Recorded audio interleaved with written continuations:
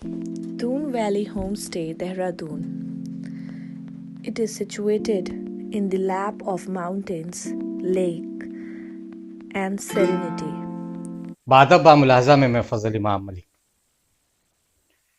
फैज ने कभी कहा था कि हम मेहनत कश इस दुनिया से जब अपना हिस्सा मांगेंगे, कोई खेत नहीं, कोई बाग नहीं, हम पूरी दुनिया मांगेंगे।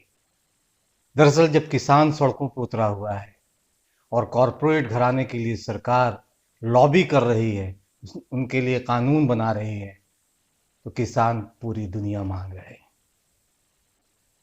भारत बंद था, किसानों ने बुलाया, किसान संगठनों ने बुलाया, और उन्हें न सिर्फ किसानों ने इसमें इस बंद का समर्थन, किसानों का साथ मिला, बल्कि छात्रों का मिला, सामाजिक संगठनों का मिला, मजदूर संगठनों का मिला, फैक्ट्रियों के मजदूरों ने इनका समर्थन किया, कारखानों के मजदूरों ने इनका समर्थन किया। भारत बंद रहा, ये अलग बात है कि कुछ चैनल जो सरकार के साथ कदमताल कर रहे होते हैं, जो सरकार की गोदी में बैठकर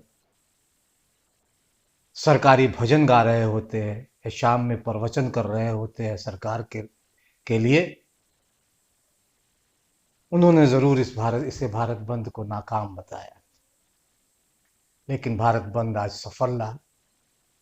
लोग सड़कों पे नहीं निकले, गाड़ियां कम चली।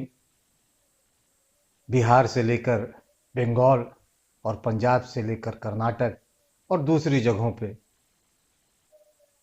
भारत बंद सफल रहा।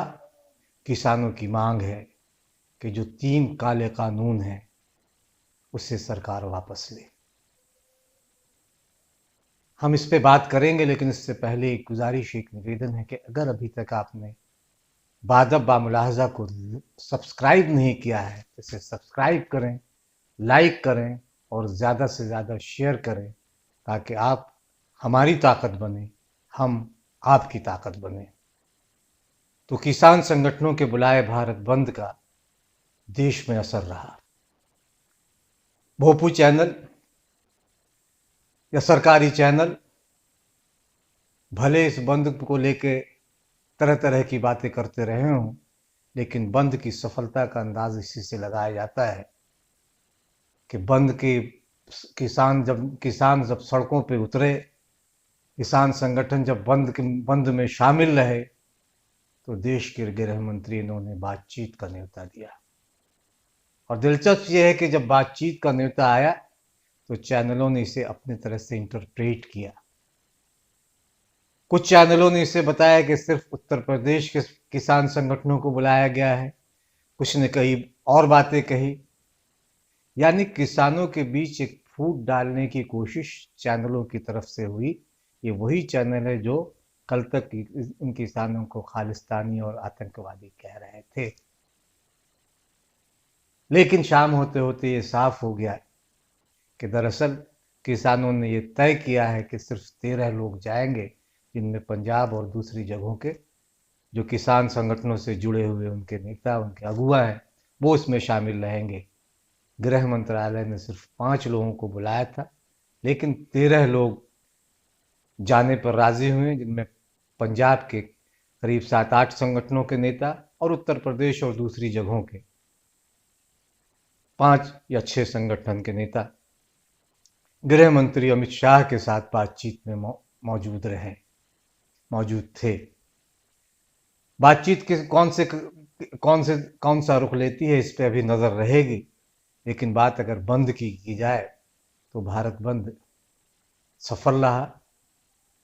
सड़कों पर लोग उतरे, बिहार में भी उतरे, बंगाल में भी उतरे, उत्तर प्रदेश, हरियाणा, पंजाब और दूसरी जगहों में, मध्य प्रदेश, राजस्थान, हर जगह किसान ही नहीं, आम लोगों को भी इसका समर्थन मिला, क्योंकि सवाल अन्नदाताओं का था। सवाल खेती खलियानी से जुड़े लोगों का था, जिनके हक हुकूक को मारकर केंद्र की सरकार कारपोरेट घरानों की तिजोरियां भरना चाहती है। सवाल कई हैं, लेकिन रहा बंद का सवाल, तो बंद पूरी तरह सफल रहा।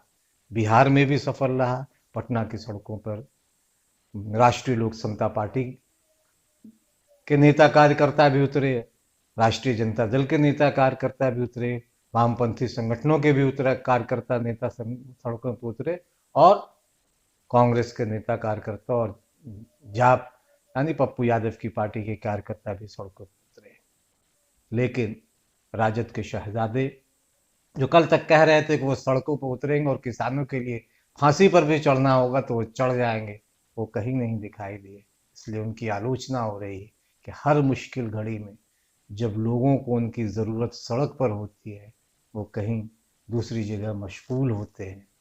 इसे लेकर चमगोइयाँ हो रही है, तरह तरह के क़यास लगाए जा रहे हैं।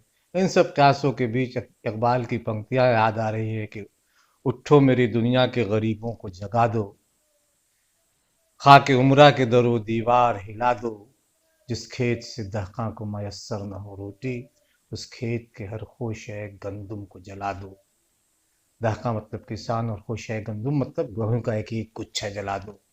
तो दरअसल ये संकेत उसी का है, एक आंदोलन का संकेत है जो किसानों ने पूरे देश में जो एक अपने अधिकारों को लेकर ये सड़कों पर उतरे हैं और दिल्ली को एक तरह से सील कर दिया है।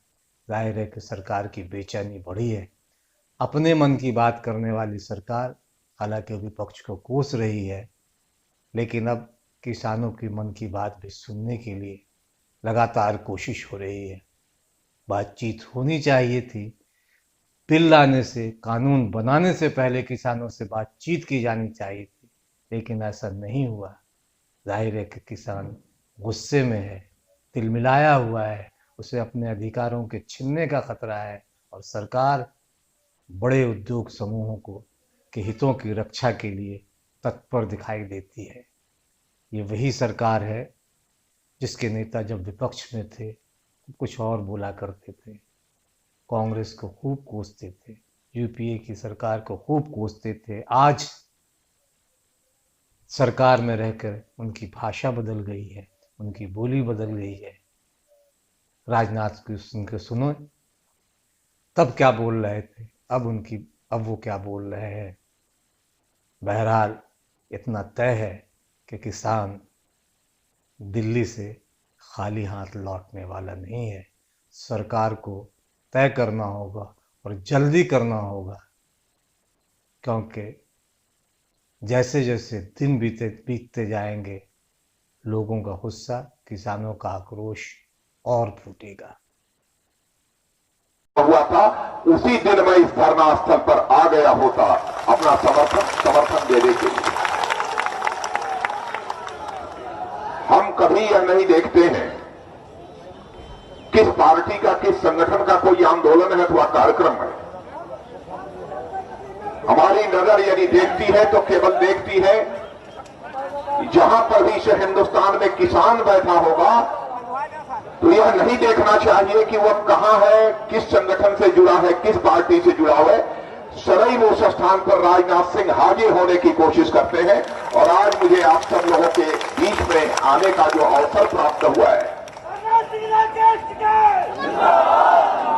एक तरफ आप लोगों के बीच मौजूद होकर मुझे खुशी की अनुभूति हो रही है, लेकिन वहीं दूसरी तरफ खुले आसमान के नीचे 3 दिनों से आपको धरना देना पड़ रहा है। यह बेहद तकलीफ की बात है। सच कहा युद्धवीर सिंह जी, इतने दिन हो गए, बगल में संसद है, निश्चित रूप से प्रधानमंत्री जी को खुफिया विभाग के द्वारा जानकारी प्राप्त हो चुकी होगी, लेकिन उन्होंने किसी को भेजकर क्या समस्या है, क्या मांग है, यह भी जानने की जहमत नहीं उठाई। लेकिन प्रधानमंत्री जी, आपको इस सच्चाई को समझना चाहिए, जिस दिन से हिंदुस्तान का किसान एकजुट होकर सड़कों पर आ जाएगा तो कोई दुनिया की ताकत उसके हौसले को पस्त नहीं कर सकती। बड़ी से बड़ी ताकतों को घुटना टेकने को मजबूर होना पड़ेगा। इस देश की सबसे बड़ी जनसंख्या यदि है तो किसानों की है, सबसे बड़ी जनसंख्या। और किसी एक पेशे में लगे हुए लोगों की शक्ति के बारे में किसी को यदि तुलना करनी है तो मैं कह सकता हूं कि हिंदुस्तान में केवल कृषि क्षेत्र में कृषि पेशे में लगी हुई जो जनसंख्या है वही हिंदुस्तान की सबसे बड़ी जनशक्ति है और उस जनशक्ति को कभी चुनौती देने की कोशिश बड़े से बड़े सत्ताधारी दल को नहीं करती।